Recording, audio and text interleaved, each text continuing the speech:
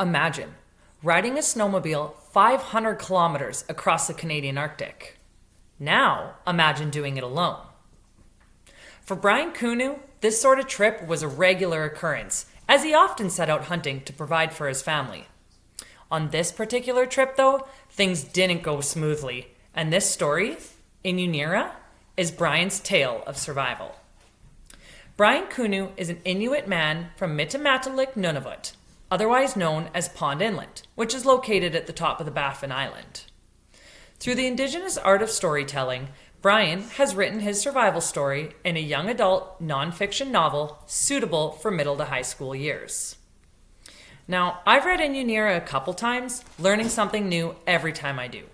With heaps of information passed down from his father and grandfather regarding winter survival advice, such as how to melt snow and purify it by creating hollows within the ice.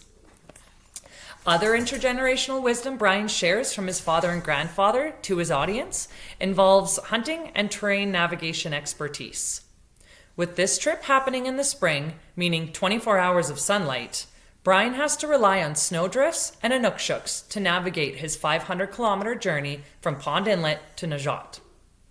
Brian faces his fair share of problems and adversities along the way, but with a fierce determination and a strong connection to his ancestors, Brian continuously musters the will to survive for his wife and 6 daughters, navigating a treacherous terrain while educating us along the way.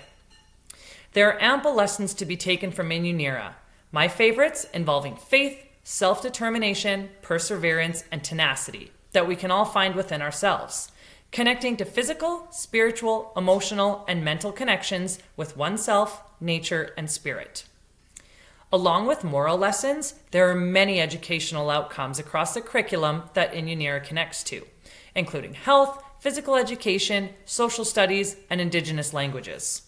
There's even a glossary at the back here to help us pronounce and understand the Inuktitut language and tools used throughout the story. This book introduces many elements of Inuit society, including language, hunting, ways of knowing, ancestral connections, land and landscape, as well as attitude.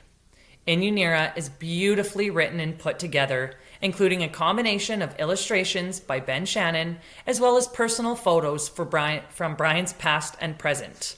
I highly recommend Inuunira, My Story of Survival, to be used and read at home or within the classrooms. The story is sure to keep you engaged, as you never know how he manages to get out of the situation that he's in.